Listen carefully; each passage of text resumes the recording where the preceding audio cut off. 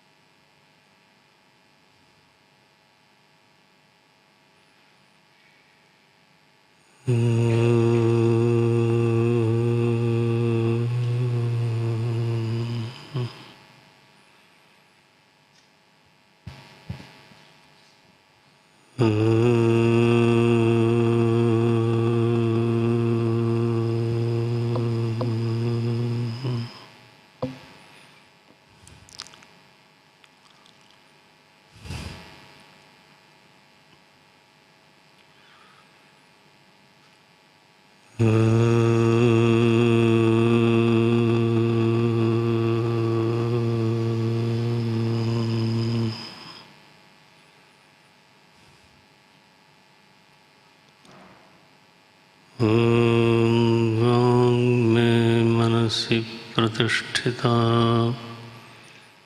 मनो मे वाचि प्रतिष्ठितम्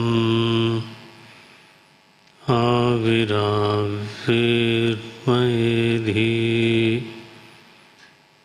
वेदस्य मानस्थः श्रुतं मे मा प्रहासीः अनेनाधीतेन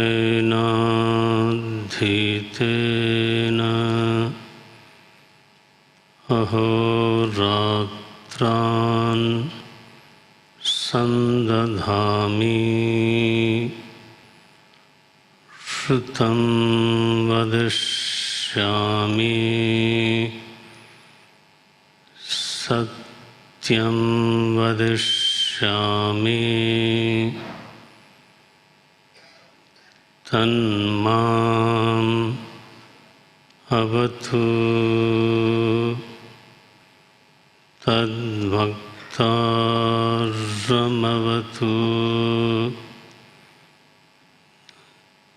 अवतु माम्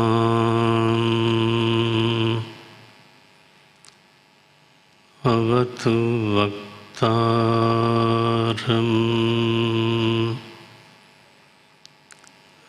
अवतु वक्तारम्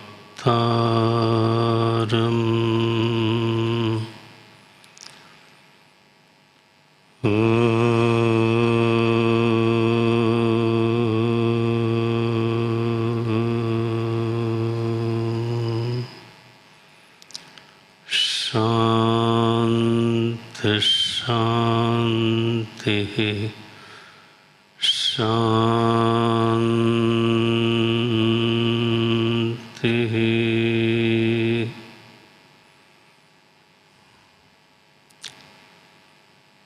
अज्ञानतिमिरान्धस्य ज्ञानाञ्जनशलाकया चक्षुरुन्मीलितं येन तस्मै श्री गुरवे नमः। तस्मै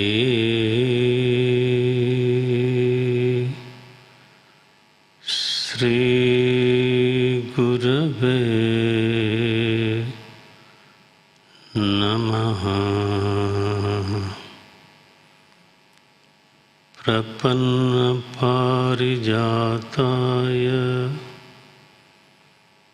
स्तोत्रवेत्रैकपाणये ज्ञानमुद्राय कृष्णाय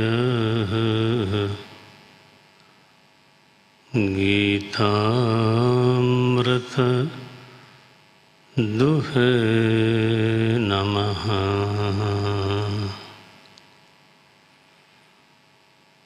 जन्माद्यस्य यतोऽन्वयादितरतः चार्थेष्वभिज्ञस्वराट् तेने ब्रह्महृदायादिकवये मुह्यन्ति यत्सूरयः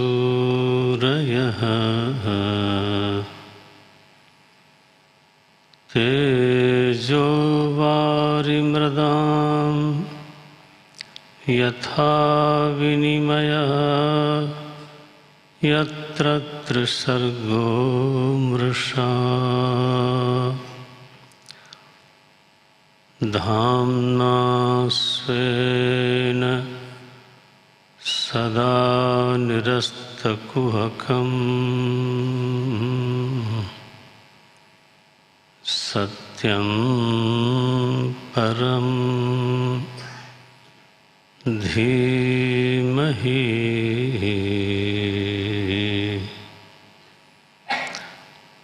धर्मः प्रोज्झितकैतवोऽत्र परमो निर्मत्सराणां सतां वेद्यं वास्तवमत्र वस्तु शिवदम् तापत्रयोन्मूलनम्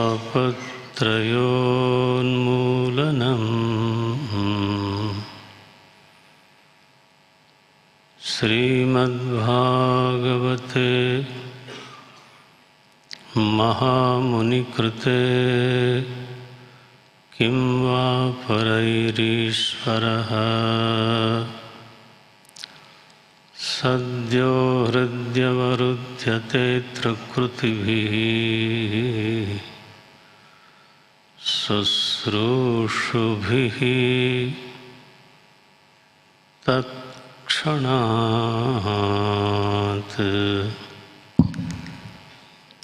निगमकल्पतरोर्गलितं फलं शुकमुखादमृतद्रवसंयुतम् पिबत भागवतं रसमालयं मुहुरहो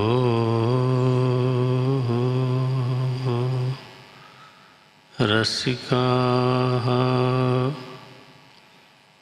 भुवि भावुकाः मुहुरहो रसिकाः भुवि भावुकाः।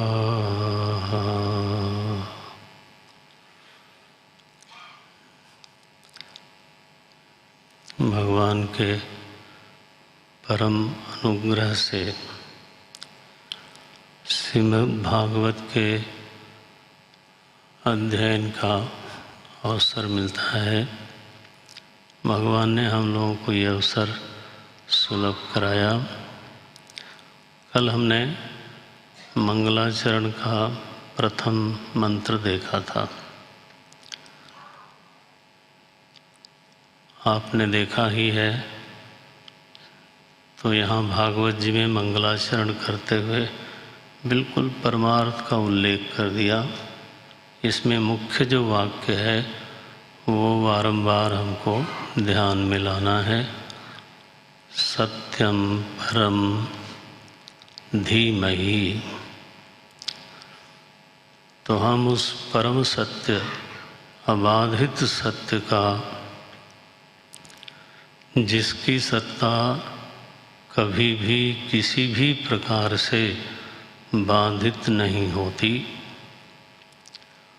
न कैश्चिदपि प्रमाणैः बाध्यते यस्य सत्ता, तो वो सत्य परम सत्य के रूप में पहचानी गई है, जानी गई है। और वह जो सत्ता है वो उसमें किसी भी प्रकार की माया, छाया, का संश्लेष भी नहीं है। बोलते हैं स्वेन धामना धामना स्वेन सदा कुहकम निरस्तम। उसमें किसी भी प्रकार की माया, कपट, छल, छिद्र के लिए कोई अवकाश नहीं है।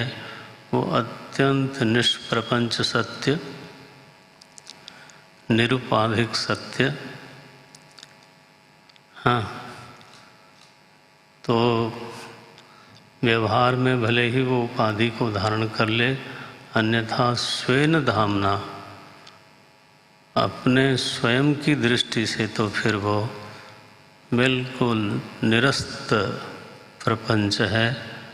धामना स्वेन सदा निरस्त कुहकम सत्यम परम धीमहि।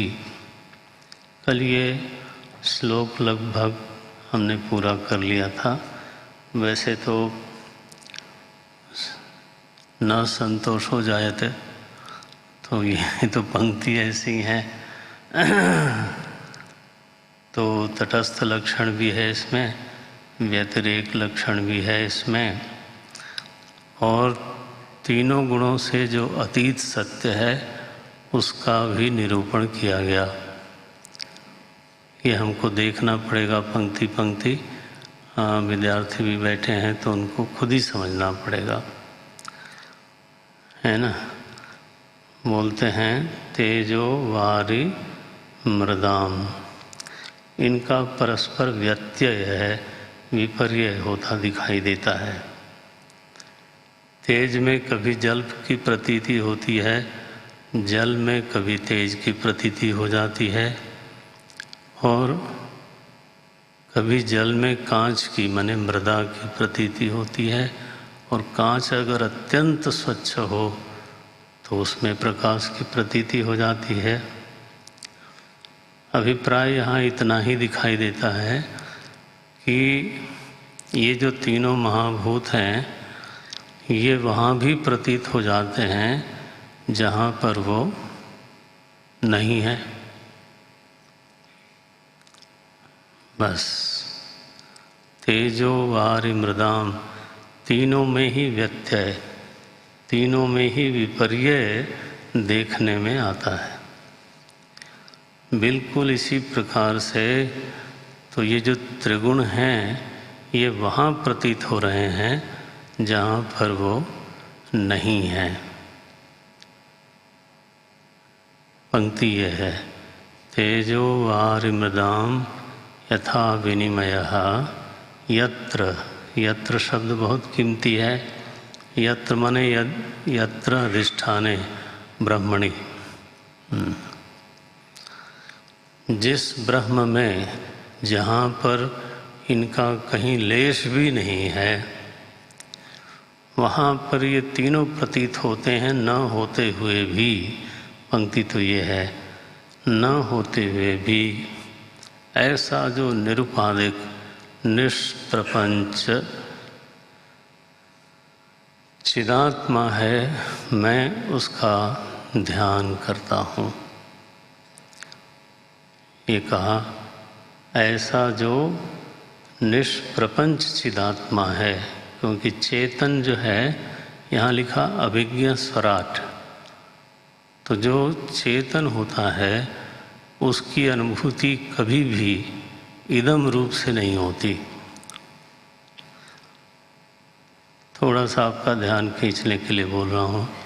चेतन एक ऐसी वस्तु है जैसी जिसकी अनुभूति इदम तया कभी नहीं हो सकती। जैसे ही वो इदम होगा वो अचेतन हो जाएगा। तो जब कहा जाता है अभिज्ञ और जब कहा जाता है स्वराट, उसका सीधा अर्थ है चिदात्मा। जो चिदात्मा है वही चेतन है।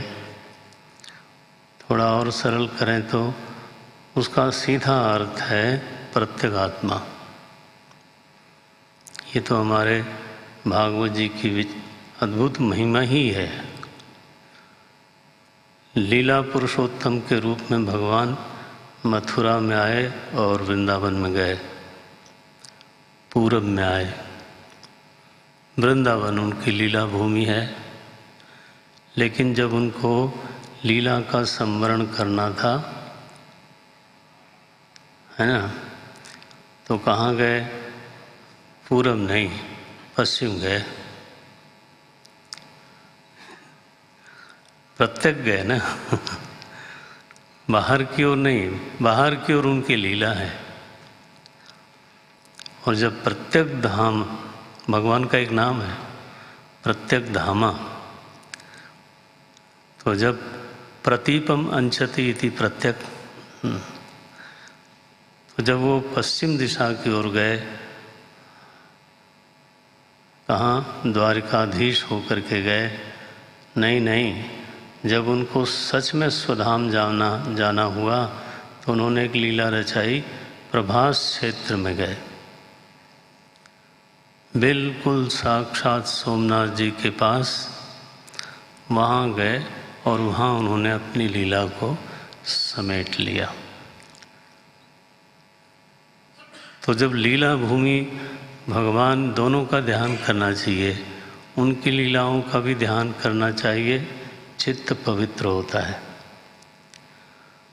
और उनकी लीला के उपराम होने का भी जो प्रकरण है उसका भी स्मरण करना चाहिए, जहाँ पर प्रभु, है ना, अपनी लीला को समेटते हैं। तो वो पूरब में भी हैं और समेटते समय पश्चिम में भी हैं, सूरज की तरह। जन्मोत्सव जब मनाया जाता है भागवत जी में, तो वहाँ लिखा प्राच्याम, ऐसे भगवान ऐसे प्रकट हुए जैसे तो पूर्व दिशा में कोई सूरज निकलता हो। तो ये तो ठीक है जन्मोत्सव, लेकिन जब अवसान की बारी आई, लीला संवरण की बारी आई, तब प्राच्याम नहीं, तब प्रत्यक्ष धामा। ऐसा है प्रभु का स्वरूप। तो यहाँ कहा सत्यम परम, निष्प्रपंच चिदात्मा का मैं ध्यान करता हूँ। वो कैसा है? बोले महाप्रलय के बाद उसी में से सृष्टि का उदय होता है। यतः माने यस्मात् कारणात्, है ना, जिस अभिन्न निमित्तों कारण से, निमित्तोपादान कारण से यह महाप्रलय में गई हुई सृष्टि पुनः उदित होती है। अच्छा, और जब सृष्टि नहीं होती है तो परमात्मा का भी लय हो जाए, ऐसा नहीं है। इतरतः, इतरतः का अर्थ है व्यतिरेकतः भी। जब सृष्टि नहीं भी होती है तब भी वो होता है। सृष्टि के होने न होने से मालिक साहब पर कोई असर नहीं पड़ता है। हाँ, लेकिन अगर सृष्टि होती है तो वो उन्हीं में से निकलती है और उनमें परमात्मा की अनुवृत्ति, परमात्मा का अन्वय बना रहता है। दूसरे श्लोक पे आते हैं। कल का थोड़ा सा स्मरण कर लिया, थोड़ा हमारा अपना लोभ भी था, तो संतोष नहीं था, तो इसलिए पढ़ा। अब क्या बोलते हैं? बहुत सुंदर है दूसरा मंत्र। क्या बोलते हैं? धर्मः प्रोज्झित कैतवोऽत्र परमः। आज तो कई लोगों के हाथ में दिख रहा है, आप खोल लें उसको। धर्मः प्रोज्झित कैतवोऽत्र परमो निर्मत्सराणां सतां वेद्यं वास्तवमत्र वस्तु शिवदं तापत्रयोन्मूलनम्। तो आधा पहले देखते हैं। मंगलाचरण में, मंगलाचरण का अर्थ आप खूब जानते हैं। तो जिसका आचरण करने से मंगल का विस्तार हो उसको बोलते हैं मंगलाचरणम। मंगल का विस्तार हो जिसका आचरण करने से, जिसको बोलने से, है ना, जीवन में, देश में, हर जगह मंगल और मंगल का विस्तार होए, उसको बोलते हैं मंगलाचरण। प्रथम मंगलाचरण ब्रह्मा जी के द्वारा हुआ था।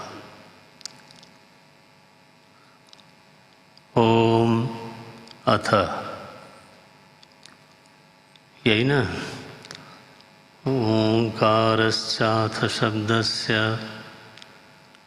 द्वावेता ब्रह्मण पुरा कंठम भित्वा विनिर्यातौ तस्मान मांगलिका उभौ। तो पहला जो मंगलाचरण हुआ है वो ये है, ब्रह्मा जी के मुख से जो पहली आवाज़ निकली तो वो थी ओम। आजकल कई लोग जो है वो कहते हैं कि सृष्टि में जो ध्वनि गूंज रही है, हाँ ऐसा लोग बोलते हैं, वो पता नहीं कहाँ कितना सच है कितना सही गलत है, वो हम उसमें नहीं जाते हैं। लेकिन ये बात सही है कि ब्रह्मा जी के मुख से सबसे पहला जो उच्चारण हुआ तो वो उच्चारण था ओम, और इसके बाद दूसरा उच्चारण हुआ अथ। ओंकारश्चाथ शब्दस्य द्वावेतौ ब्रह्मण पुरा कंठम भित्वा कंठ का भेदन करके ये दोनों शब्द प्रकट हो गए और ब्रह्मा जी का मंगलाचरण हो गया। कंठम भित्वा विनिर्यातौ तस्मान मांगलिका उभौ। दूसरे मंत्र में, मंत्र ही कहना ठीक है, तो दूसरे मंत्र में तो भागवत जी बोलते हैं, यह जो भागवत ग्रंथ है इसका सबसे अच्छा अधिकारी कौन है। मंगलाचरण में जो पहला मंत्र है उसमें अधिकारी का वर्णन नहीं किया, सीधे बोलते हैं सत्यम परम धीमहि। लेकिन अब अधिकारी का वर्णन करते हैं। अधिकारी कौन है तो बोलते हैं निर्मत्सराणाम सताम, जिनके जीवन में किसी भी प्रकार का मात्सर्य नहीं है। मात्सर्य माने मत्तः सरती थी, माने जो प्रतिस्पर्धा है ना वो चित्त में लगी रहती है, आखिरी तक लगी रहती है। तो मात्सर्य दोष हमारे जीवन में बना है, तो जिसके जीवन से मात्सर्य दोष की निवृत्ति हो जाए उसको बोला गया निर्मत्सराणाम। मात्सर्य दोष की निवृत्ति कैसे हो, और पहचान पहले तो करनी चाहिए। मात्सर्य दोष की पहचान क्या है? आज नहीं रखा क्या?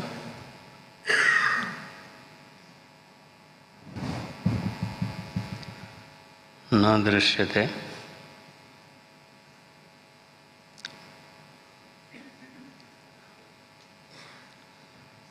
सामने ही रखना चाहिए।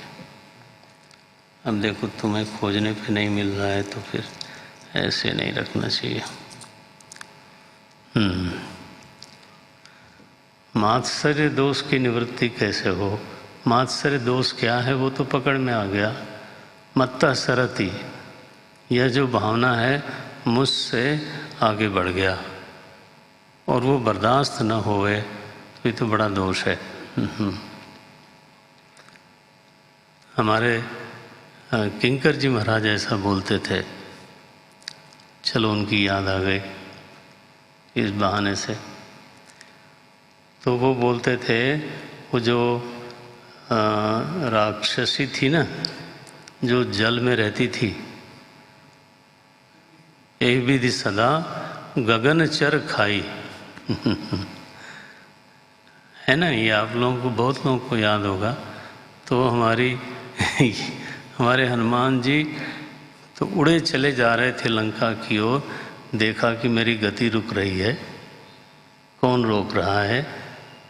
तो उनको नीचे देखा तो पता चला कि ये तो राक्षसी है, ये कमाल है, ये उसको पकड़ती है जो जलचर है, उसको पकड़े तो हम थोड़ी देर समझ सकते हैं, लेकिन ये तो उसको पकड़ती है जो नभचर है। नभचर का मतलब है जो थोड़ा ऊंचे चढ़ गया हो। मात्सर्य किसके साथ होगा भाई? जो पहले ही जल में पड़ा हुआ है, नीचे जमीन पे गिरा पड़ा है, उसके साथ मात्सर्य क्यों होगा? मात्सर्य तो तब होगा ना जब कोई थोड़ा सा ऊपर उठ गया हो। तो वो जल में बहुत सारे जीव हैं, लेकिन उसका भक्षण नहीं करती। वो किसका करती है? यही विधि सदा गगनचर नो जी। ये तो गगनचर को खाती है। जो उड़ान भरने में समर्थ है तो वो उसको खाती है। हनुमान जी को लगा कि ये कहाँ से आ गई, इसको मैं ही मिला था। तो वहाँ लिखा है कि हनुमान जी महाराज ने उसको मार दिया और फिर आगे बढ़े। तो मात्सर्य वृत्ति का वध कैसे होता है, इस पर थोड़ा बहुत हमसे जितना मनन हो पड़ा तो किया गया।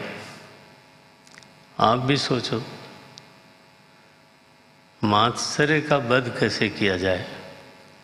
हनुमान जी ने उसके साथ प्रणाम बंदगी नहीं करी। सुरसा के साथ तो प्रणाम किया था, लेकिन इसके साथ नहीं, इसको मार दिया। कैसे मारा? मात्सर्य के वध की रीति क्या होगी, हमें जो समझ में आया मैं आपको निवेदन करता हूँ। जो हमसे मात्सर्य करता है, अगर उसको यह बात समझ में आ जाए कि ये हमारा प्रतिस्पर्धी नहीं है, इसका लक्ष्य कुछ और ही है, तो हमारे से इसकी कोई प्रतिस्पर्धा नहीं है, तो दूसरे में अगर मात्सर्य है भी तो वो मिट जाएगा। मान लो कोई व्यक्ति सीनियर अफसर हो और उसके साथ लोगों की प्रतिस्पर्धा भी होती हो, लेकिन उसने घोषित कर दिया कि अब मैं रिटायरमेंट लेने वाला हूँ, तो बहुत से लोग हो सकता है आपको पार्टी दे दें। नहीं, क्यों देंगे? क्योंकि जिसके साथ कंपटीशन का मसला था वो क्या, वो ख़त्म हो गया। हाँ, I am not in the race. जैसे ही ये वृत्ति बनी, मात्सर्य का वध हो गया। और अगर ये लगता है कि I am very much in the race, तो फिर तो मात्सर्य रहता है। यहाँ किसका नाम लिया गया? निर्मत्सराणाम। एक ऐसा साधक है जिसको दुनिया में कोई भी चीज़ अभिष्ट नहीं है, तभी तो निर्मत्सर हुआ ना। जब तक दुनिया में मेरी प्रतिस्पर्धा बनी हुई है, तब तक मेरे जीवन में निर्मात्सर्य की स्थिति कभी नहीं हो सकती। फिर से बोलूं क्या? मेरे ख्याल से तो साफ है। निर्मत्सर एक बहुत बड़ी उपलब्धि है। निर्मत्सर का अभिप्राय होगा ऐसा कोई महापुरुष जो अत्यंत आध्यात्मिक है। अध्यात्म के अलावा उसके जीवन में दूसरा कभी कोई लक्ष्य अंकुरित ही नहीं होता। उस व्यक्ति का नाम रखा जाएगा निर्मत्सर। और चूंकि मात्सर्य नहीं है उसके जीवन में, तो उसके लिए दूसरा एक नाम रखा सताम। सताम माने सज्जन। उसके जीवन में कहीं कोई प्रतिस्पर्धा नहीं है, कहीं कोई कालुष्य के लिए जगह नहीं है, वो है अधिकारी। क्या पंक्ति आई देखें, निर्मत्सराणाम सताम। जो महापुरुष निर्मत्सर है, जो महापुरुष संत है, उसका अधिकार कहाँ है? उसका अधिकार दुनिया नहीं है, दुनिया में नहीं है। निर्मत्सराणाम सताम वेद्यम। ऐसे जो महापुरुष हैं उनके लिए यह वेद्य है। क्या वेद्य है? वास्तवम अत्र वस्तु शिवदम। ऐसी वस्तु जो वास्तविक है। हाँ, वास्तवमत्र वस्तु, ऐसी वस्तु है जो वास्तविक है। और केवल वास्तविक है सो नहीं, शिवदम। अब आपको और बड़ा कुछ चाहिए क्या? शिवदम, शिवत्व का जो दान करने वाली वस्तु है, शिव को ही दे देती है। ऐसा कोई अधिकारी हो जो शिवत्व का दान करती हो, शिवत्व में संप्रतिष्ठित कर देती हो। कौन है ऐसा अधिकारी? निर्मत्सर। निर्मत्सराणाम सताम वेद्यम। उसके लिए वेद्य है कौन? वास्तवमत्र वस्तु शिवदम। शिवत्व को देती है, शिवत्व में संप्रतिष्ठित करती है। और जब शिवत्व जीवन में आ जाए तो ताप की स्थिति बनेगी क्या? तो अगली पंक्ति है तापत्रयोन्मूलनम। देखो, शिवदम शिवम ददाती थी और तापत्रयोन्मूलनम। हाँ, तापत्रय का उच्छेद करने वाला ये ग्रंथ है। लेकिन अधिकार बहुत बड़ा चाहिए। क्या अधिकार है? निर्मत्सराणाम। अधिकारी वो होना चाहिए निर्मत्सराणाम सताम।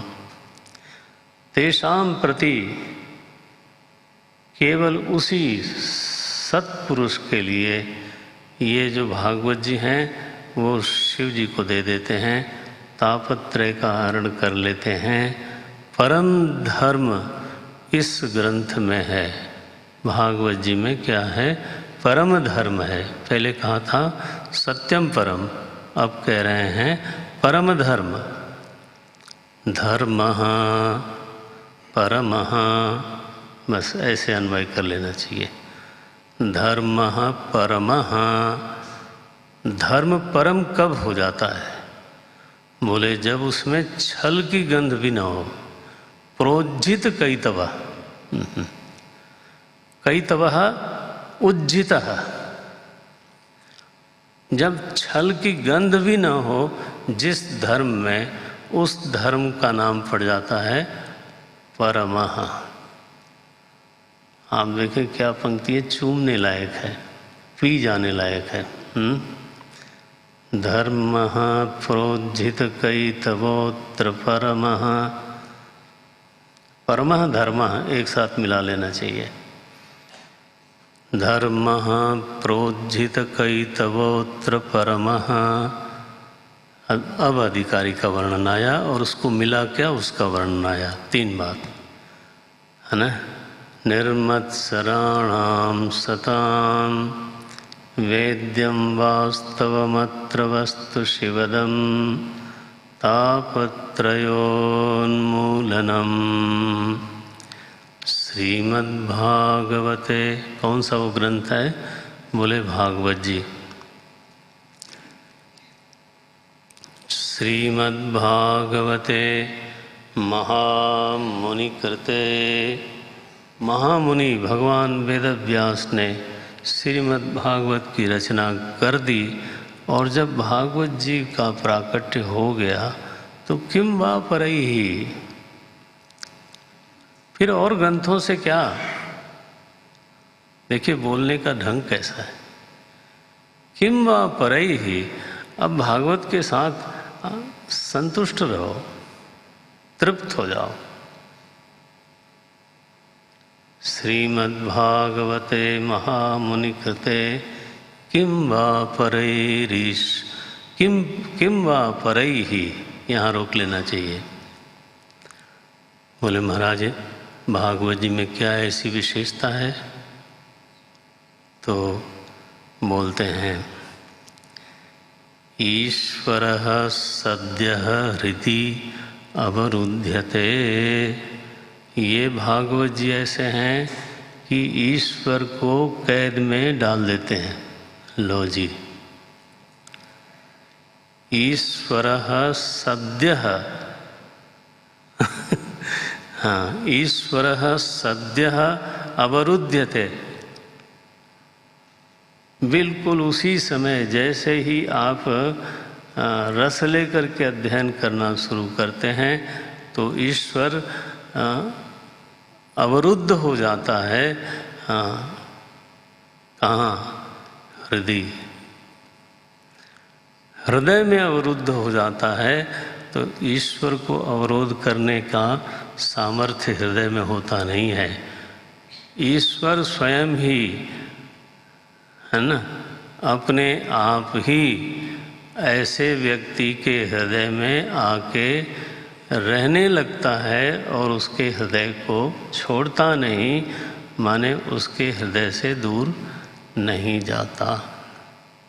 ऐसी मीठी पंक्ति है। श्रीमद्भागवते महामुनि कृते किम वा परैहि, यहाँ तक फिर चाहे तो आप कामा लगा दें। ईश्वरः सद्यः हृदि अवरुध्यते। बोले यहाँ भाई भागवत जी के अध्ययन में कोई अधिकारी होता है कि नहीं? निर्मत्सराणाम सताम बोल चुके, लेकिन यहाँ फिर बोलते हैं। ये थोड़ा हम लोगों के लिए कहा जा रहा है, इस पर मैं बल दे के बोलूँगा। पहले कहा निर्मत्सर, अब बोलते हैं शुश्रूषुभिः। कि किसके हृदय में आकर के भगवान फंस जाते हैं, निकलना नहीं चाहते, रुक जाते हैं, घर बना लेते हैं, उसको अपना घर मान लेते हैं। वो कौन है? बोलते हैं वो है सुनने की इच्छा वाला। शुश्रूषुभिः, जो सुनने का सच में इच्छुक है ना। जैसे दृष्टांत किसका दूं मैं? महाराज परीक्षित का। ये तो ठीक है ना। उससे बढ़िया और कौन सा दृष्टांत होगा? शुश्रूषुभिः। और ऐसी इच्छा महाराज परीक्षित के अथवा किसी संत के हृदय में इतना गहरा श्रवण करने की इच्छा आएगी ही क्यों? तो अगला एक शब्द दिया कृतिभिः। ये भी अधिकारी है। शुश्रूषुभिः, उसके ऊपर है कृतिभिः। हमारे पंचदशीकार ने लिखा कृतोपास्थि। एक साधक है जिसका नाम रखा कृतोपास्थि, और एक साधक है जिसका नाम रखा अकृतोपास्थि। तो कृतिभिः शब्द का अर्थ पंचदशी के साथ लगाएंगे तो ज़्यादा अच्छा होगा। अब यहाँ दोनों शब्द दिया, सद्यो हृद्यवरुध्यतेऽत्र कृतिभिः शुश्रूषुभिः। जो कृतात्मा है शुद्ध हृदय का है, जिसने अपने हृदय का परिष्कार किया है, परिमार्जन किया है, उसको बोलते हैं कृतिभी। और उस संस्कार का ही परिणाम है कि उसके हृदय में सुनने की तीव्र इच्छा है। ऐसी इच्छा है कि महाराज परीक्षित बोलते हैं कि मुझे प्यास और भूख बिल्कुल नहीं लगती, गुरुदेव आप इसकी चिंता मत करें, आप तो भागवतामृत का पान कराते रहिए। दूसरा मंत्र ये है, एक बार और पढ़ लेता हूँ अपने लोभ के लिए।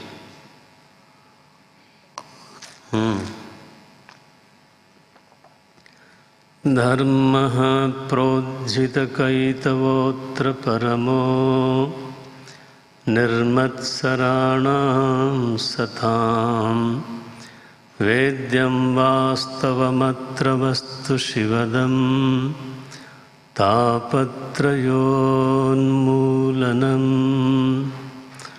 श्रीमद्भागवते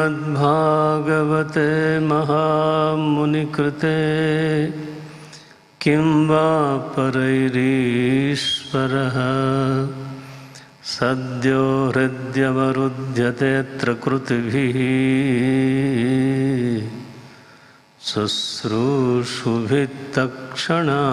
शुश्रूषुभित्तक्षणात्। निगमकल्प बहुत प्रसिद्ध है ये। निगमकल्पतरोर्गलितं फलम। कहते हैं कि एक बार सुखदेव जी महाराज तो स्वरुचि से भ्रमण करते करते करते करते एक वृक्ष के नीचे जाकर के खड़े हो गए। तो उस वृक्ष में से आवाज़ आई, ध्वनि आई कि वर मांगो, क्या चाहिए तुम्हें? हम बोले मैं तो वर मांगने की इच्छा से नहीं आया था, मैं तो ऐसे ही परिव्राजक हूँ, तो भ्रमण करते करते आ गया, मुझे क्या पता था कि आप वर देने वाले हो। बोले नहीं नहीं, अगर तुम दार्शनिक हो तो भी मैं वर दे सकता हूँ। स्वर्ग अपवर्ग नहीं चाहिए तो अगर विशिष्टाद्वैत चाहिए तो वो मांग लो, द्वैत चाहिए तो वो मांग लो, द्वैताद्वैत चाहिए तो वो मांग लो, शैवाद्वैत चाहिए तो वो मांग लो, शुद्धाद्वैत चाहिए तो वो मांग लो, भाई जो तुम्हें चाहिए मांग लो। तो सुखदेव जी ने कहा ऐसी मेरी कोई अभिलाषा नहीं है, मुझे कुछ चाहिए नहीं, ऐसा तो मैं हृदय में टटोल के देखता हूँ, मुझे कुछ चाहिए नहीं। तो बहुत प्रसन्न हुआ वो कल्पतरु। उसने कहा अच्छा तुम्हें कुछ नहीं चाहिए, ऐसा व्यक्ति तो आज तक हमारे नीचे आया ही नहीं, तो जब तुम्हें कुछ नहीं चाहिए तो अब मुझे कुछ देना पड़ेगा अपनी ओर से। तो क्या दिया उन्होंने? एक फल टपका दिया। उस फल का नाम क्या था? तो बोले वो निगम कल्प तरोर गलितम फलम। ये हमारे सुखदेव जी महाराज को खुद का टपका हुआ फल है, ये वैदिक फल है। निगम कल्प तरोर, ये भूमि पर लगा हुआ कोई तरु नहीं, निगम कल्प तरोर, निगम कल्प का जो फल है वो फल भी कैसा, पका पका बिल्कुल। निगम कल्प तरोर गलितम फलम, और उसमें भी गारंटी है कि ये मीठा होगा। शुक मुखाद शुक मुखाद अमृत द्रव संयुतम। सुखदेव जी की चोंच लगी हुई है उसमें, उनके मुख से निकला ना, तो शुक मुखाद अमृत द्रव संयुतम पिबत भागवतम रसमालयम। बड़ा विस्मय है, बड़ा विस्मय है कि फल है तो पिबत क्यों बोलते हैं? हैं? फल को तो खाया जाता है कि पिया जाता है? यहाँ लिखा है पिबत। अभी बड़ा मुश्किल है। देखो भाई, ये विद्वानों का अपना रंजन है, विहार है भागवत जी में। वहाँ लिखा है फलम। निगम कल्प आपके पास अगर ग्रंथ है, निश्चित है आपको ज़्यादा रस आएगा। क्या बोलते हैं? निगम कल्प तरोर गलितम फलम। पहली पंक्ति है फलम और नीचे तीसरी पंक्ति है पिबत। हैं? तो इसको पिया कैसे जाए? जब फल है, अब फल होगा तो सबीज होगा। बिना बीज के तो फल का निर्माण ही नहीं हो सकता।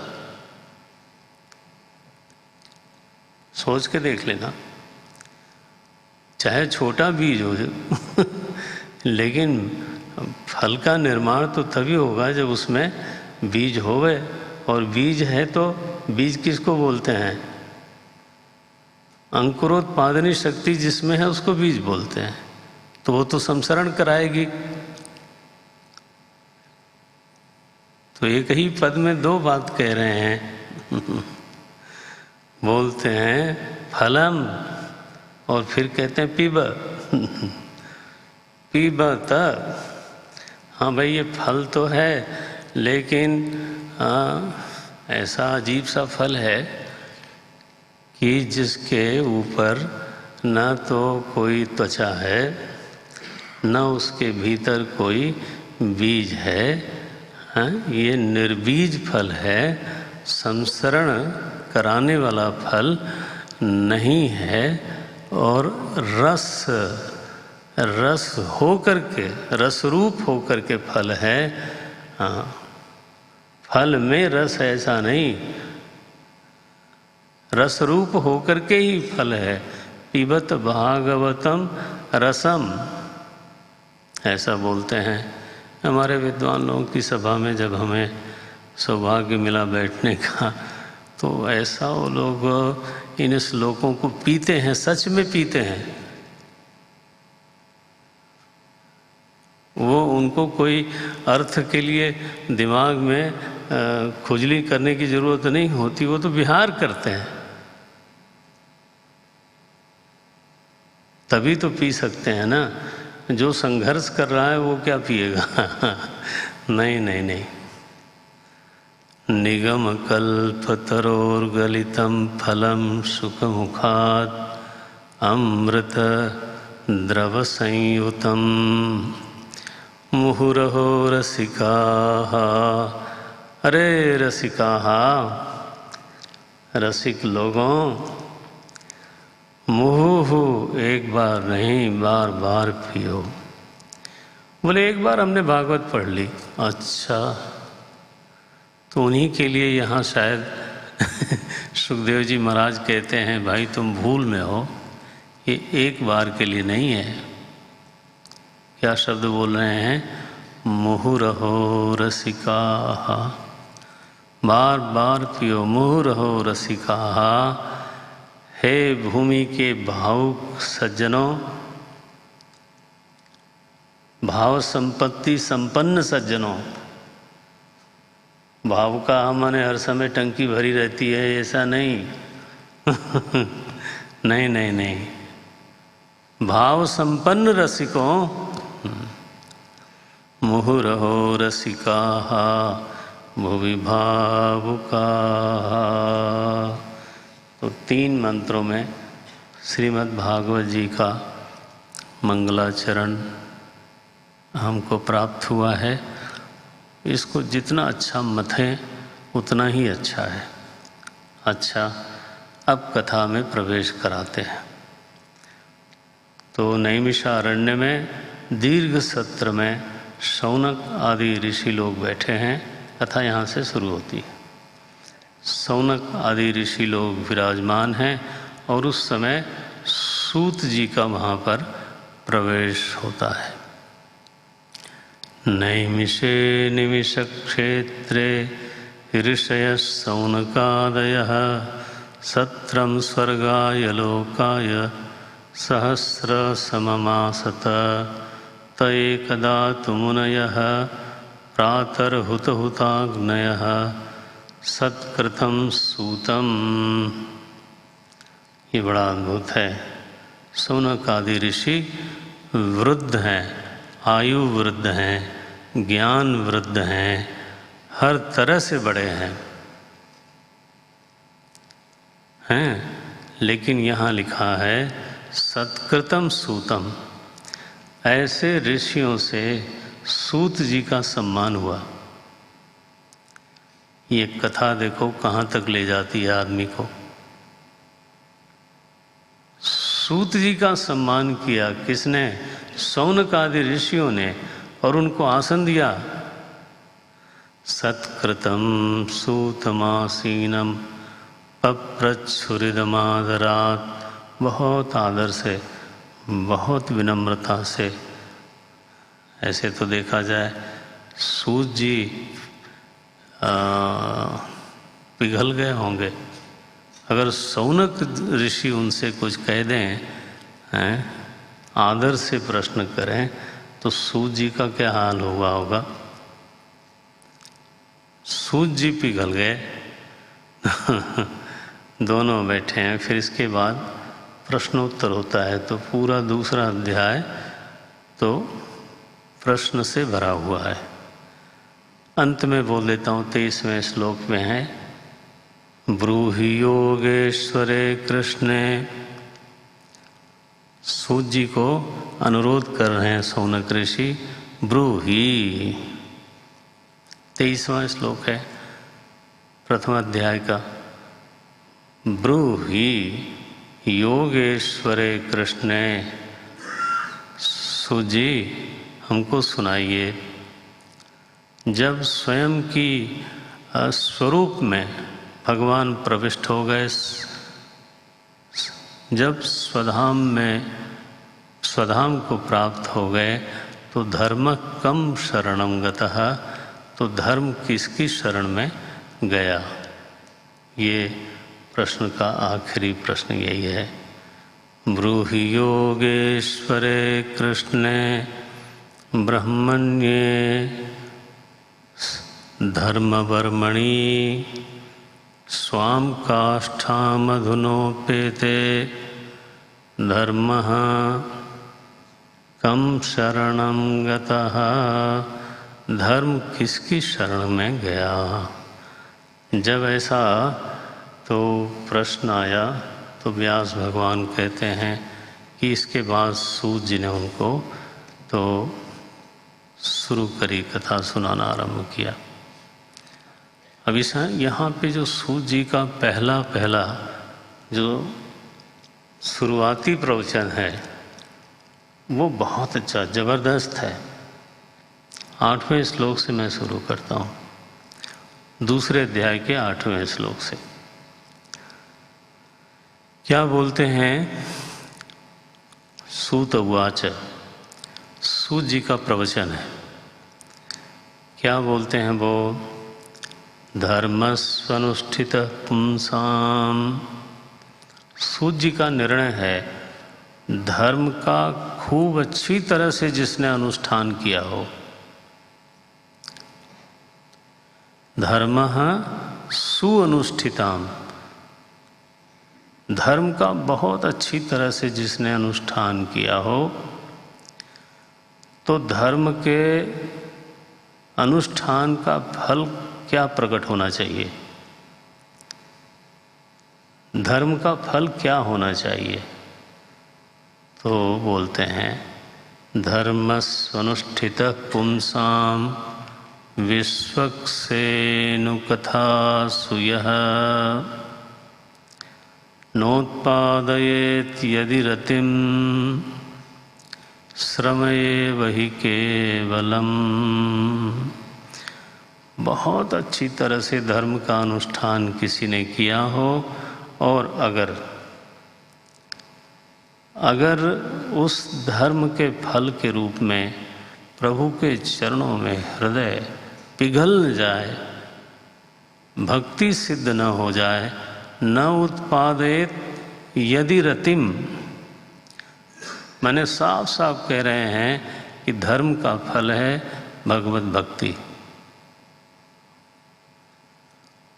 अगर वो नहीं हुआ तो चाहे आपने बिल्कुल बढ़िया तरीके से धर्म का अनुष्ठान किया हो, तो मैं ये कहूँगा कि आपने केवल परिश्रम किया है। नारायण, श्रमएव ही केवलम, ये तो केवल श्रम किया आपने। सूत जी का पहला प्रवचन है। माने धर्म का परिणाम ये होना चाहिए कि जीवन में भक्ति लहरा जाए, भक्ति की तरंगें उठें,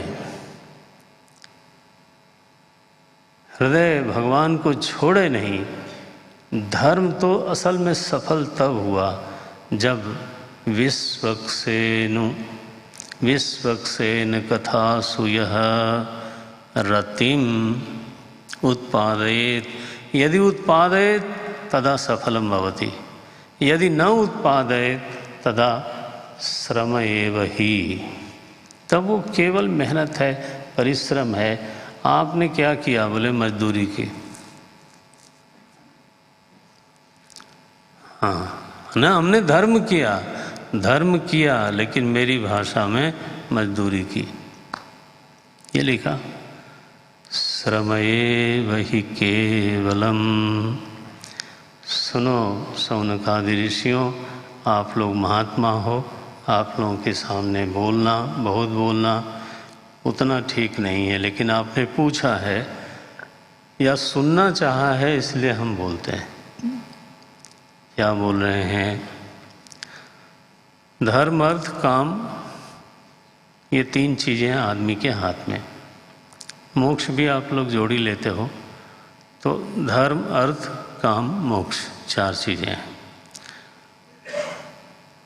तो सूत जी महाराज प्रवचन जब शुरू करते हैं तो बोलते हैं कि हर व्यक्ति के जीवन में कुछ चीज़ें हैं, सबके जीवन में हैं। थोड़ा सावधान ध्यान से। सबसे पहली चीज़ है कि आप जी रहे हो, मैं भी जी रहा हूँ। तो हमारे पास, आपके पास, सबके पास फिलहाल अभी तो एक चीज़ है कि हम जी रहे हैं। अच्छा, ठीक है। दूसरी चीज़ है, सभी के जीवन में कर्म होता है। कर्म नाम की चीज़ है, सबके जीवन में है। भगवान ने गीता में कहा, नहीं कश्चित् क्षणमपि जातु तिष्ठति अकर्मकृत। एक क्षण भी ऐसा नहीं हो सकता जब मनुष्य बिना कर्म के रह पावे। इसका मतलब है कि जीवन जितना सिद्ध है उतना ही हमारे जीवन में कर्म भी मानना पड़ेगा ना। कर्म भी सिद्ध ही है। भगवान तो वहाँ लपेट के बोलते हैं, अगर किसी को लगता है कि मैं कुछ नहीं कर रहा हूँ, तो भगवान बोलते हैं तुम काम कर रहे हो, बैठने का काम कर रहे हो। कर्मणि अकर्म यह पश्येत अकर्मणि च कर्म यह। ये तुम्हारी भूल हो सकती है कि तुमको लगे कि मैं कुछ नहीं कर रहा हूँ, ऐसा नहीं है। कर्म हमेशा ही रहता है। तो जीवन में कर्म भी है, दो चीज़ें हैं। तीसरी एक चीज़ है जीवन में, वो है भोग। कौन है धरती पर, कौन है ऐसा प्राणी, मैं केवल मनुष्य नहीं कह रहा हूँ,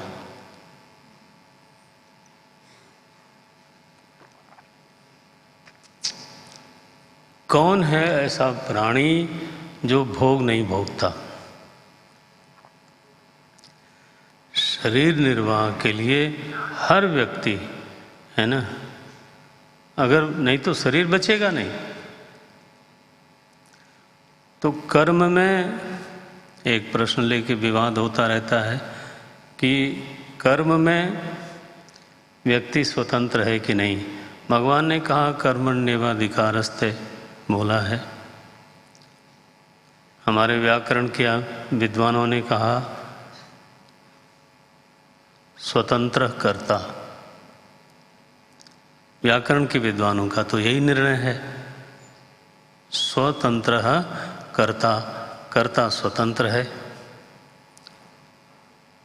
तो कर्म सबके जीवन में है, भोग भी सबके जीवन में है और जीवन भी सबके पास है। ठीक है ना, तीन चीजें सबके पास है। अब तीनों का विभाग कैसे कौन करता है वो देखना चाहिए। अच्छा, चौथी एक और चीज है,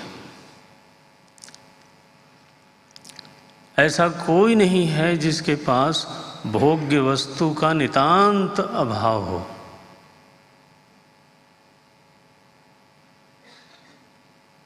फिर से बोलूं क्या? ऐसा कोई भी नहीं है जिसके जीवन में भोग्य वस्तु का नितांत अभाव हो। चाहे अतिशय कोई दरिद्र है फिर भी उसके पास कहो एक वस्त्र ही सही, तो कुछ न कुछ संग्रह सभी के जीवन में होता है। भोग्य जब भगवान प्रारब्ध के अनुसार शरीर देते हैं तो उस शरीर के भोगने के योग्य भोग भी देते हैं। भोग योग्य है ना, ये शरीर के बारे में क्या कहा गया? भोग योग्य है, भोगायतन कहा गया ना वेदांत में। शरीर को क्या कहा गया? भोगायतनम। कब होगा वो? जब भोग योग्य वस्तुएं भी साथ में लगी हों। हमारे तो तुलसी बाबा ने विनय पत्रिका में संभवतः ये बात कही, पहले तो प्रारब्ध बना फिर ये बना शरीर। इसमें कोई गलती है? तो सोच के देख लो, पहले शरीर बना कि प्रारब्ध बना? अपना अपना सोच के देख लो। पहले तो प्रारब्ध था फिर ये बना शरीर, तब चिंता क्यों करता? अब बाबा तो बाबा ही हैं, तो बोलते हैं फिर चिंता क्यों करता, क्यों न भजे रघुवीर। जब प्रारब्ध से, प्रारब्ध क्या है भाई? देह का खर्च संभालने वाली जो इन्वेस्टेड मनी है क्यों, ठीक बोला मैंने? पहले से जो इन्वेस्टेड मनी है उसका नाम प्रारब्ध है। बहरहाल मुझे ये कहना है कि चार चीजें सबके जीवन में होती ही होती हैं। पहला, अच्छा हम पलट देते हैं क्रम को। पहला जीवन नहीं, चलो हम पहले बोलते हैं कर्म। फिर दूसरा है भोग, तीसरा है भोग्य योग्य वस्तुएं और चौथा होगा जीवन। ठीक है? अच्छा, तो कर्म का निवेश कहाँ करें? सूत जी महाराज का अद्भुत प्रवचन है ये, और मुझे तो बहुत प्रिय है। देखें आप, 9वां श्लोक से शुरू करते हैं, आपके पास अगर ग्रंथ है तो। बोलते हैं, धर्मस्य हि अपवर्ग्यस्य। सुनो भाई, ऐसे बोलते हैं सूत जी महाराज कि धर्म का फल है मोक्ष। धर्म माने कर्म, धर्म का अभिप्राय होता है कर्म। कर्म अगर विहित हो तो उसी का नाम है धर्म है, और कर्म अगर निषिद्ध है तो उसका नाम होता है अधर्म। तो यहाँ धर्म माने विहित कर्म। धर्मस्य ही अपवर्ग्यस्य, धर्म नाम की एक चीज़ हमारे आपके सबके जीवन में है। आपने उसका फल क्या सोचा है? सूत जी महाराज कहते हैं धर्म का परम फल है अपवर्ग, मोक्ष। अगर जीवन में धर्म है तो उसका फल मिलना चाहिए, वो है मुक्ति। धर्मस्य ही अपवर्ग्यस्य न अर्थः अर्थाय उपकल्पते, अर्थ उसका फल नहीं हो सकता। धर्म का फल अर्थ नहीं है, और अर्थ का फल और अर्थ बढ़ाना नहीं है। हम चाहें तो ऐसा कर सकते हैं, कर्म से स्वर्ग ले सकते हैं, मोक्ष भी ले सकते हैं, दोनों हो सकता है। अच्छा, और अर्थ का फल ये हो सकता है कि और अर्थ बढ़ाते चले जाएं, दोनों हो सकता है। नहीं, अर्थ का एक और फल होता है, वो है अर्थ का फल है धर्म, धर्म का फल है मोक्ष। धर्म का फल है मोक्ष और अर्थ का फल है धर्म। अर्थ किस लिए? बोले पुण्य की पूंजी कमाने के लिए, पुण्य का नाश करने के लिए नहीं। असल में तो ऐसा है कि जब तक हमारी बुद्धि में यह बात नहीं बैठती, हम बहुत बार ऐसा समझते हैं कि किसी का फ़ोन है तो उसको देख लें। तो हमारी बुद्धि में कई बार ऐसा होता है कि we do understand the power of money, और सारी चीज़ों की पावर समझते हैं, power of relationship, power of influence, we understand this. लेकिन आप कभी सोचें कि एक और पावर होती है, हमें अच्छे माता पिता मिले, ये आपने खरीदा था? नहीं ना, ये कोई खरीद भी नहीं सकता। अच्छे माता पिता मिले, ये हम खरीद नहीं सकते।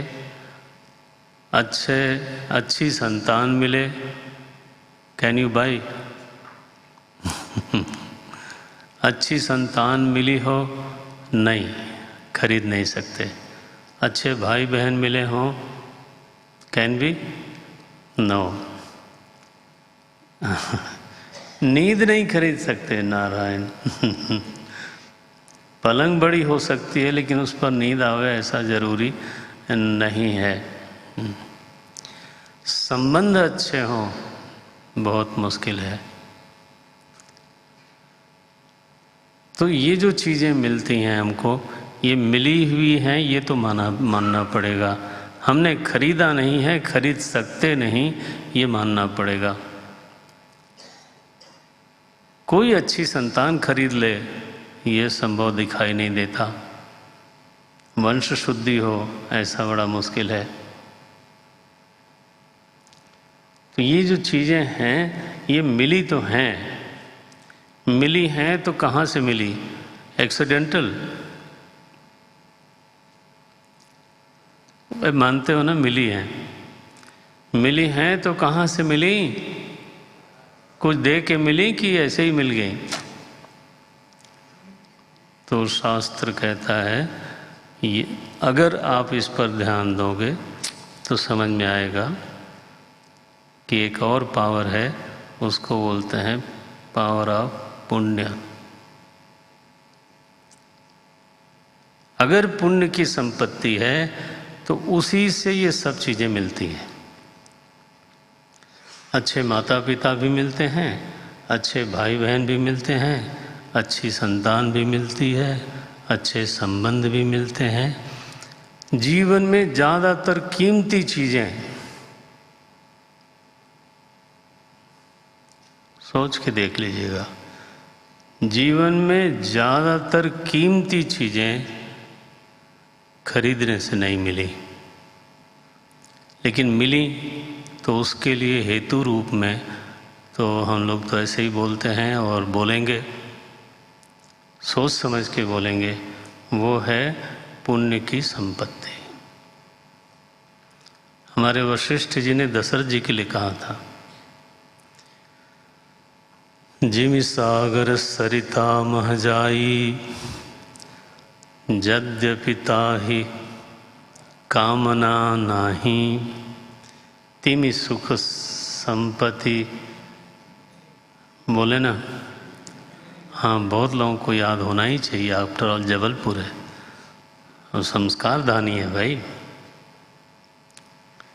तिमि सुख संपत्ति बिना ही बुलाए, यहाँ बुलाने से नहीं आती लेकिन वहाँ वशिष्ठ जी ने कहा, तिमि सुख संपत्ति बिना ही बुलाए, धर्मशील पही जाहि सुहाए। अगर कोई धर्मनिष्ठ है ना, उसके जीवन में धर्म पका है, तो सुख संपत्ति बिना ही बुलाए जाहि। तो इसलिए पावर ऑफ पुण्य, यह जो पुण्य संपत्ति का है ना फल है, हमारा उधर ध्यान नहीं जाता, तो छोटी छोटी चीज़ों के लिए मरते रहते हैं।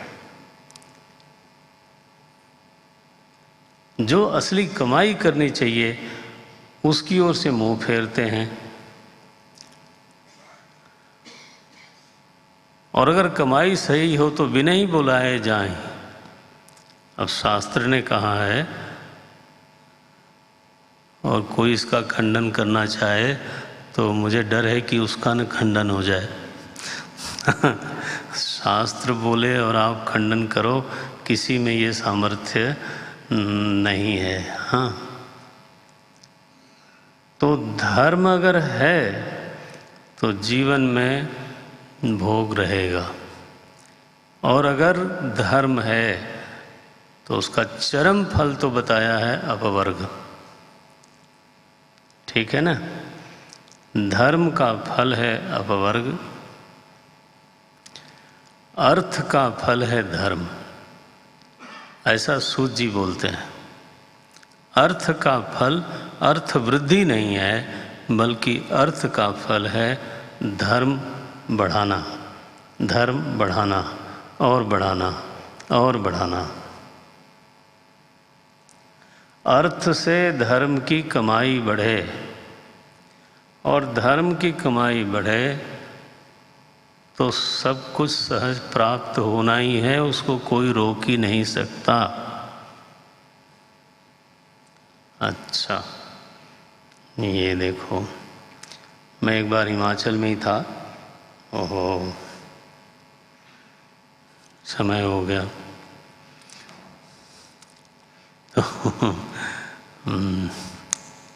क्या करना है भाई, हमारे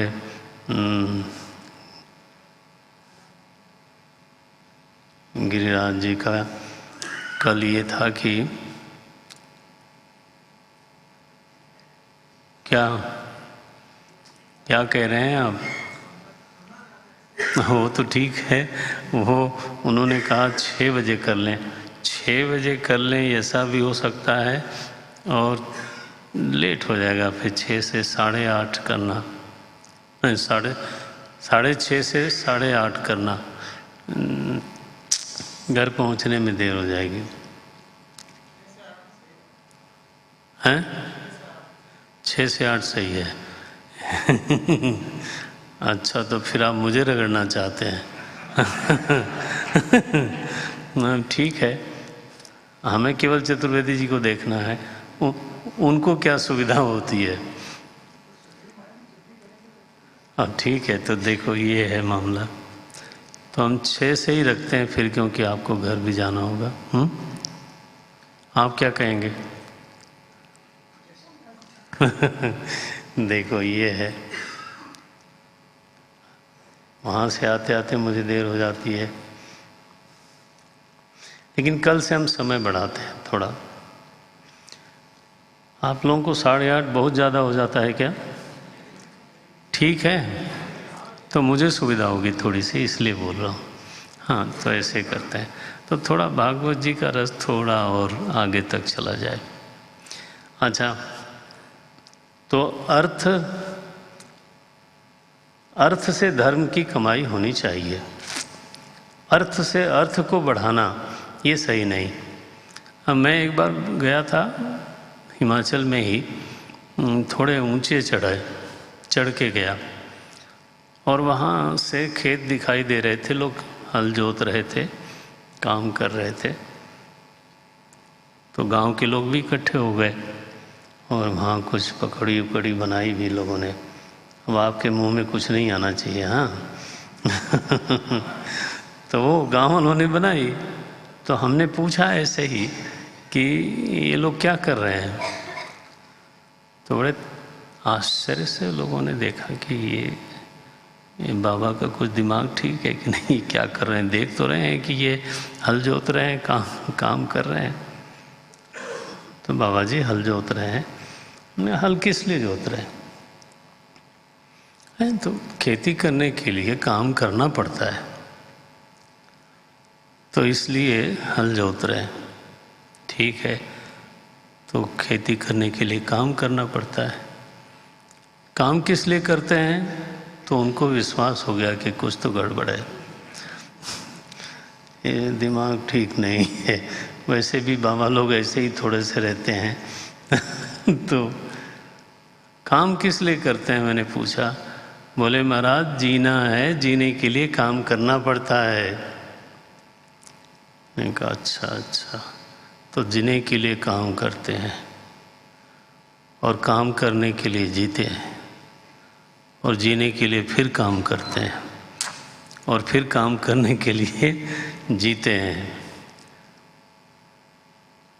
क्या ऑफिस जाना होता है क्योंकि कमाना है, तो कमाना है इसके लिए ऑफिस जाना होता है। ये ऐसे चक्कर है। ऑफिस जाते हैं काम करने के लिए, काम करते हैं ऑफिस जाने के लिए। कि तबीयत ठीक रहे, तो जिससे कि हम ऑफिस जा सकें। तो ये गोल गोल जीवन चलता है। नो सर, ऐसा नहीं। अर्थ का सही निवेश है धर्म में वृद्धि, और धर्म का सही निवेश है मोक्ष की सिद्धि, और भोग का सही निवेश है, अब थोड़ा समेट रहा हूँ मैं, भोग का सही निवेश है जीवन का निर्वाह।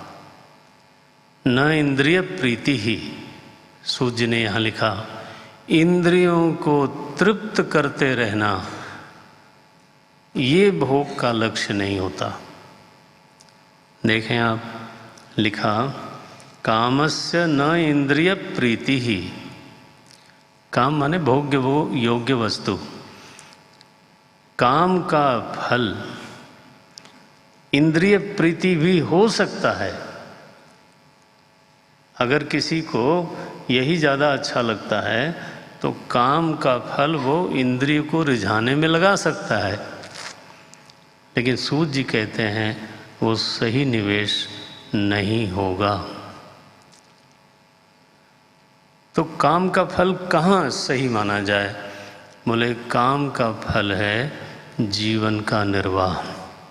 कामस्य नेन्द्रिय प्रीति ही। क्या लाभ है फिर?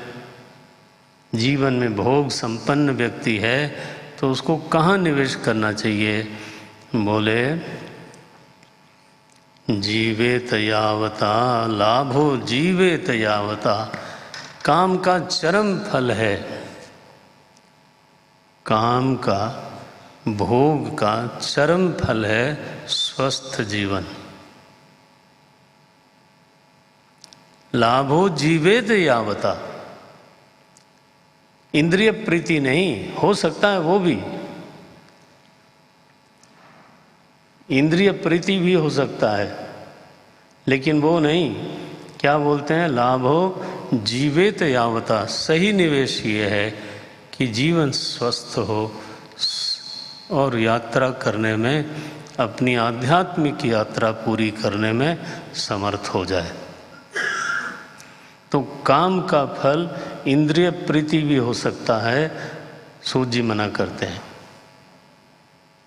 वो कहते हैं काम का फल है स्वस्थ जीवन। अच्छा, कर्म का फल है धन में और अभिवृद्धि करना नहीं, कर्म का फल है धर्म की कमाई। कर्म कह लो अथवा अर्थ कह लो। अर्थ का फल है, हाँ यही सब ठीक रहेगा, अर्थ का फल है धर्म कमा लेना, और धर्म का फल है मोक्ष की सिद्धि कर लेना। चारों को कल अगर हमें प्रभु ने प्रेरणा दी तो चारों के चार फल अलग अलग करके दिखाएंगे, अब ज़्यादा साफ हो जाएगा। चार तो गिन लीजिए, धर्म, अर्थ, काम, मोक्ष, यही ना। चारों के दो दो फल हैं। तो कल हम बोल देते हैं, कल फिर से इसको। एनीवे, तो कामस्य नेन्द्रिय प्रीति ही लाभो जीवेत यावता जीवस्य। बोले अच्छी बात है, आप जीते क्यों हो? अभी ये प्रश्न आया, जीते किस लिए हो? जीवन का भी कोई फल है कि नहीं है? सूत जी बोलते हैं जीवन का फल है तत्व जिज्ञासा। जीवस्य तत्व जिज्ञासा माने जीवन का चरम फल है। अगर मैं जी रहा हूँ तो मुझे जो चरम फल हो सकता है वो क्या है? बोले तत्व जिज्ञासा। तत्व की जिज्ञासा का उदय हो जाए, अथा तो ब्रह्म जिज्ञासा। तत्व की जिज्ञासा का उदय हो जाए तो जीवन सफल हो गया। जीवस्य तत्व जिज्ञासा। अच्छा, और तत्व जिज्ञासा का फल क्या है? तो बोलते हैं तत्व जिज्ञासा का फल है तत्व ज्ञान। तो बोले महाराज लगे हाथ, तत्व का भी क्या स्वरूप है वो बता दीजिए। तो ये 11वां श्लोक है, यहाँ पूरा करूँगा, देखिएगा। इतनी बढ़िया परिभाषा भागवत जी में आई। तत्व किसको बोलते हैं?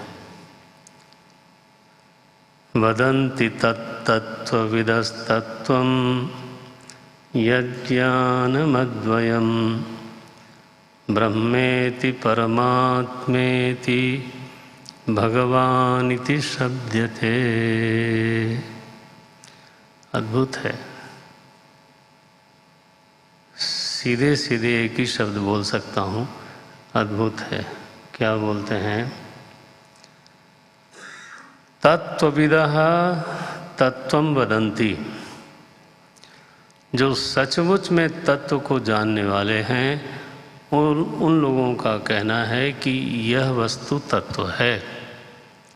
तत्वविदः तत्वं वदन्ति। तत्वविद लोग ये कहते हैं कि यह वस्तु तत्व है। कौन तत्व है? बोले यत् ज्ञानम अद्वयम। वह ज्ञान वस्तु, वह चेतन वस्तु तत्व है जिसमें ज्ञेय और ज्ञाता का विकल्प नहीं है। अद्वयम ज्ञानम तत्वम, परिभाषा इतनी ही बनाई। अद्वयम ज्ञानम तत्वम। ज्ञान अगर अद्वय है, माने अभी कैसा हम लोगों के साथ है कि एक ज्ञेय है, बीच में ज्ञान वृत्ति है और मैं ज्ञाता हूँ, तो हमेशा त्रिपुटी के साथ ज्ञान होता है। ठीक है ना? ये ज्ञेय है, अंतःकरण में वृत्ति है और मैं ज्ञाता हूँ। तो यह जो त्रिपुटी है, इसके बिना अभी तो ज्ञान होता नहीं। भागवत जी का ये निर्णय है कि अद्वयम ज्ञानम तत्वम, ज्ञान जब अद्वय हो, ज्ञान मात्र हो, ज्ञेय न हो, ज्ञाता भी न हो,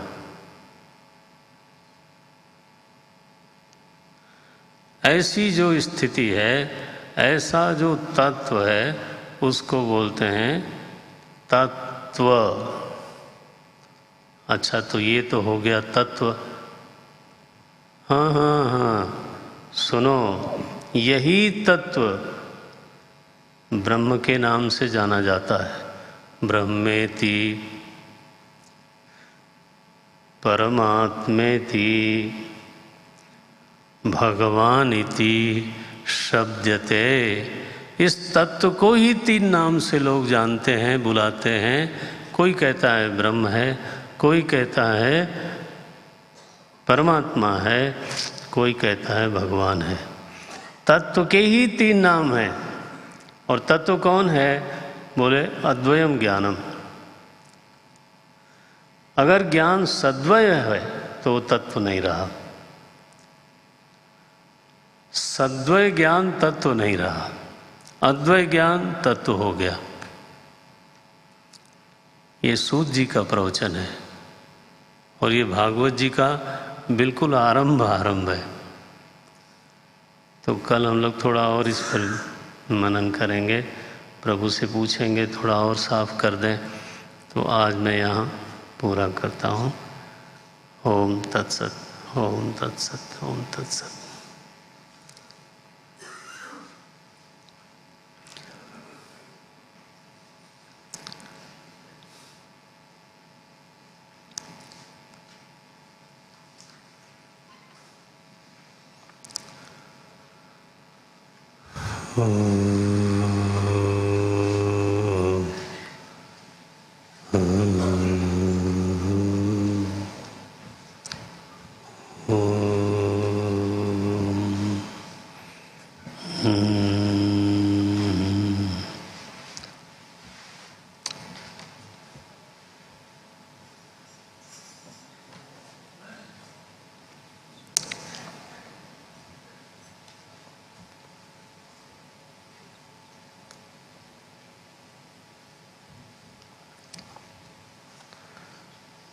आरती अति पावन पुराण की, धर्म भक्ति विज्ञान खान। आरती अति पावन पुराण की, धर्म भक्ति विज्ञान खान। महापुराण भागवत निर्मल, सुखमुख विगलित निगम। परमानंद सुधार समय कल, लीलारति रस रस निधान। आरती अति पावन कलिमल मथनि त्रिताप। जन्म मृत्युमय भव भय, सेवत सतत सकल सुखकारिणी। सुमहौषधि हरिचरित, विषय विलास विमोह विनाशिनी। विमल विवेक भगवत तत्व, परम ज्योति परमात्म ज्ञान की। आरती अति पावन परमहंस मुनि मन उल्लासिनी रसिक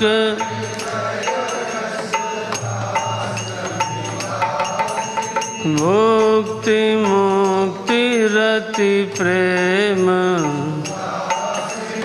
कथाय किंचन प्रिय सुजान की आरती अति पावन पुराण की आरती अति पावन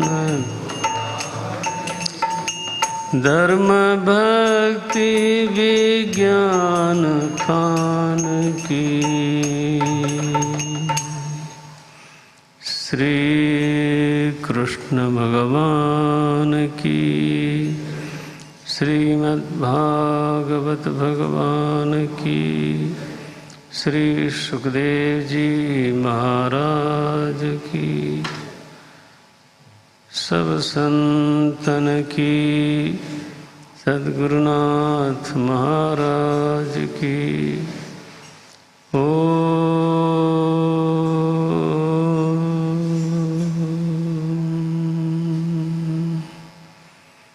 नमः पार्वती पतये हर हर महादेव। ओम पूर्णमदः पूर्णमिदं पूर्णात् पूर्णमुदच्यते पूर्णस्य पूर्णमादाय पूर्णमेवावशिष्यते।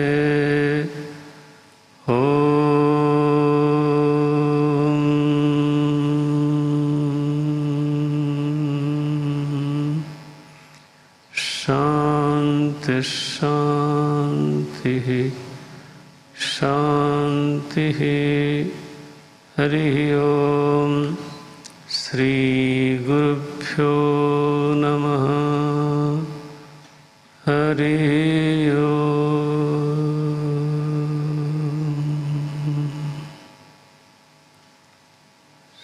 सद्गुरुवे नमः। नमः शिवाय।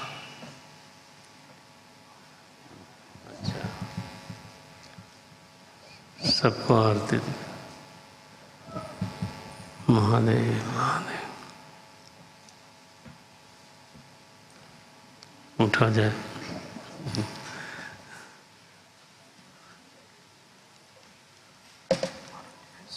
समय 6:30 से 8:30। बोल तो दिया।